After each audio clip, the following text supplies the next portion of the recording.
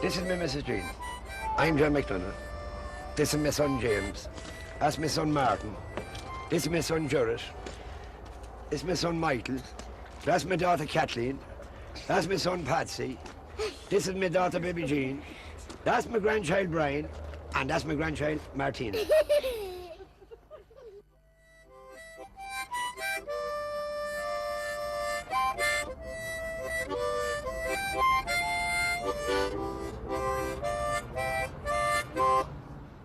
You'd believe everything that you seen, but there's only one thing that let you know that it was a film. When I drove into the place, when we went into the place first, I looked around. I said, "Oh God," says I'm not going to stay here because I'm embarrassed with the other travelling people. I thought there were travelling people, the way they were dressed and taken apart, like. But then when I seen the cameras, I knew it was a setup. Is it true view? Yeah.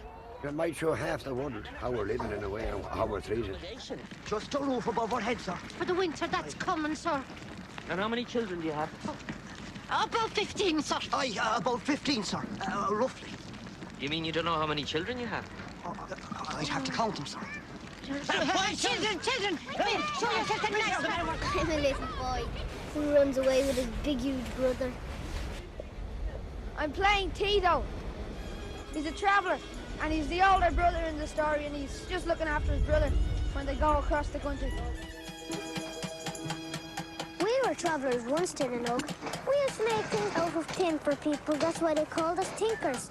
We were like gypsies. Why are you talking to the horse? Why not? I'm playing a traveller woman. 4 kids, no man.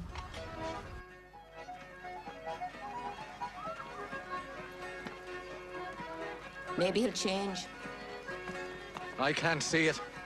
Mary Riley died in his arms, giving birth to his child. Don't you understand? I play the part of Tracker, who is head of the encampment.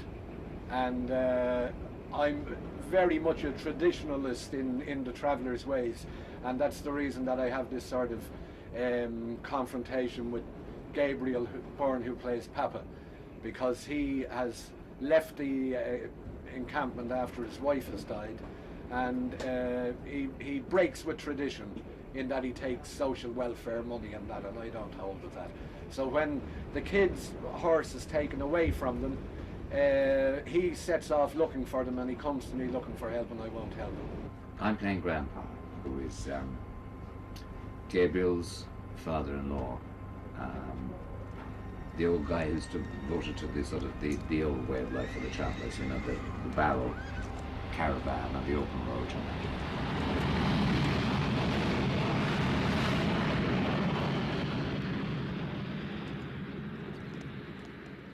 I play Byrne. He's Papa's pal, and he goes in the house, try to find the kids with Papa. He's obviously a very old friend of his. Jesus, is it you? It's me, Bala. I knew you'd be back. Miramax first got involved in Into the West when Gabriel Byrne came down to our office, which is located at the Tribeca Film Center.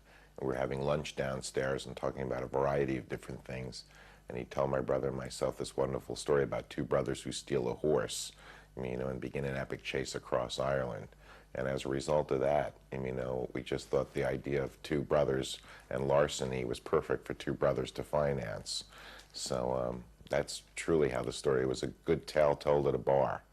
I remember Jim Sheridan on top of a table in a Thai restaurant in New York on 8th Avenue saying, I have this idea about a horse in a high-rise. And it's just gone from that seed of an idea to this, and I'm obsessed with it, yeah. Get out of here! Do what you don't do. You're pro bowler!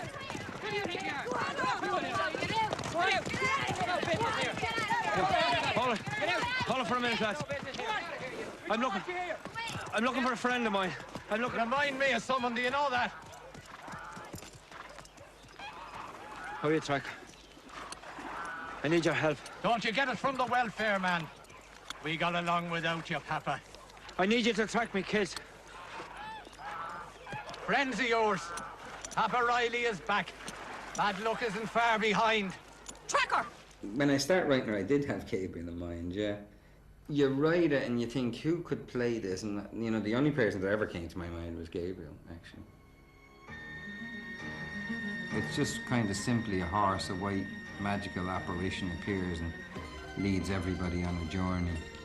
And what that horse is up to the audience at the end to work out, you know? It could be anything.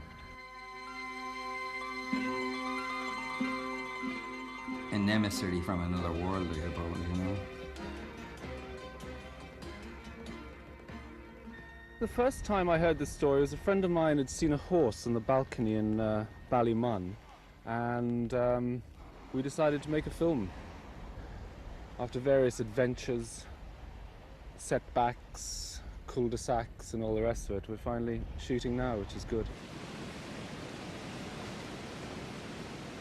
The location has been completely destroyed. We walk on at 8:30 this morning. The location is 100% different than the last time we saw it. So, ciao.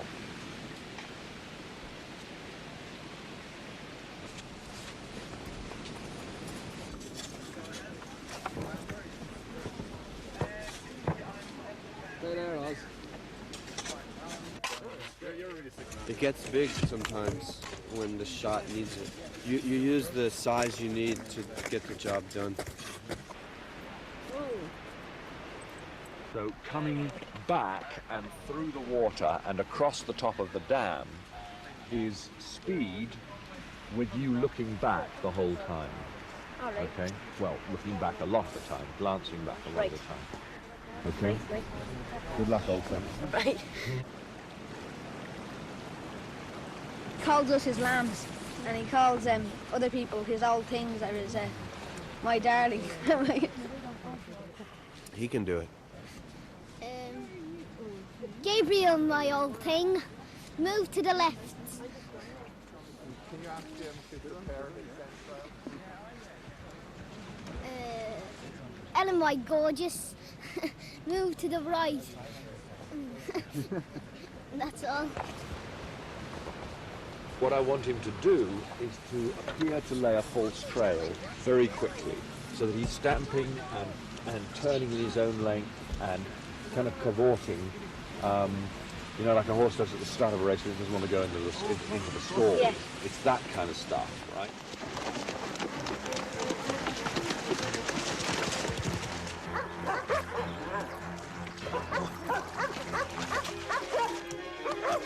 Can you see him?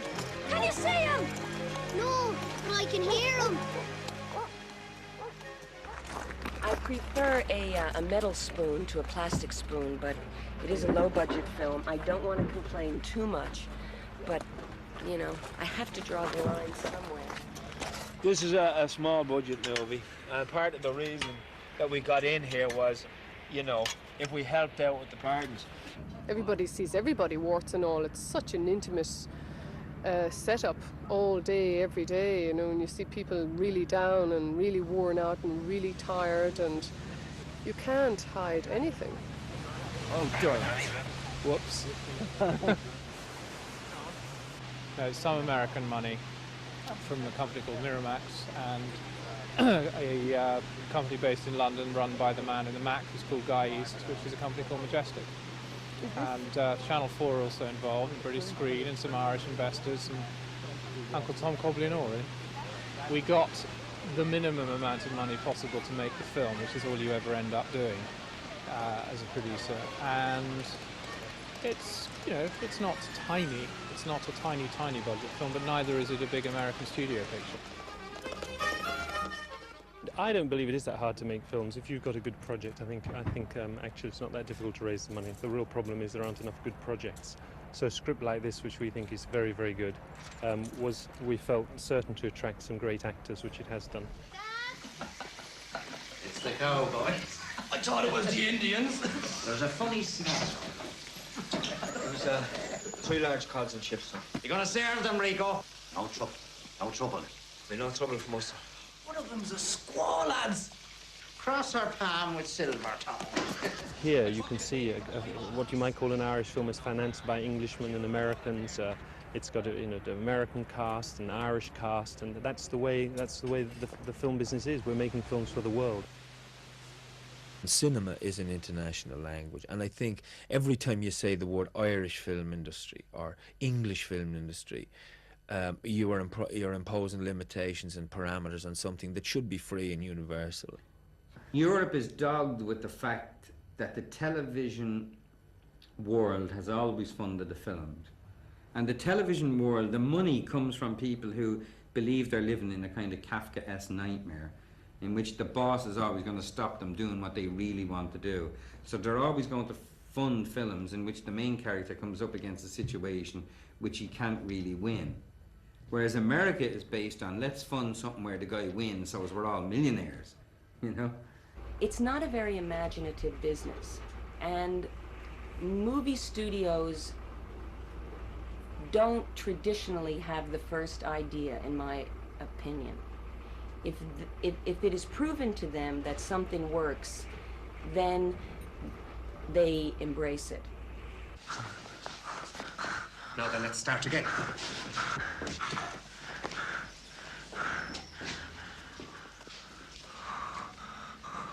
Will you answer me honestly? Do you know where your boys are? I don't know where they are, sir. I don't know. Well, don't worry. A white horse is easily spotted. Take a statement and let him go. I think films, international films, are using more and more Irish actors because, well, for a number of reasons. First of all, the subject matter is much more purely Irish. In other words, the filmmaker wants to be much more honest to the script, and if it is about Ireland, then you should, for sincerity, use genuine professional Irish actors. There was a time when Irish actors were very easily compartmentalized into that little pigeonhole, and that's all you did. And I want, from my own point of view, I just wanted to be known as an actor rather than as an Irish actor. Not that I was ashamed of being Irish, but in many ways it was a disadvantage because people only assumed you could play little Dublin elf-fellas, which of course I can do, but there were other things I can do as well. So I suppose part of it was our own fault. There was a sort of, for long years, the national inferiority complex about everything Irish. We had it in everything, I think, and that's gone, I think, at last. I think that's dead and buried, like, forever. It is a shame that an Irish actress wasn't given the break and allowed to play the role. Of course, there was this one enormous hitch, which was that they felt the girl should be someone who was more of a name than an unknown. But once it came down to it and that decision had been made and there was no other choice, I'm sure they all just felt, well, why not her? I mean, I was here. They didn't have to pay for my airplane ticket. I play O'Mara, who was the good policeman, the friendly policeman.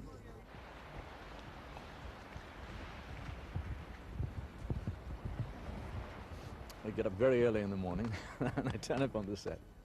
There isn't a great deal of preparation required. He's just a very nice man. So I play it off my own personality. So it isn't physical. It isn't kind of reaching in and whatnot. No. But on the first take, you said something like, "No, we've got business to. Please don't. I'm awfully sorry. This is a very tense time. Please don't."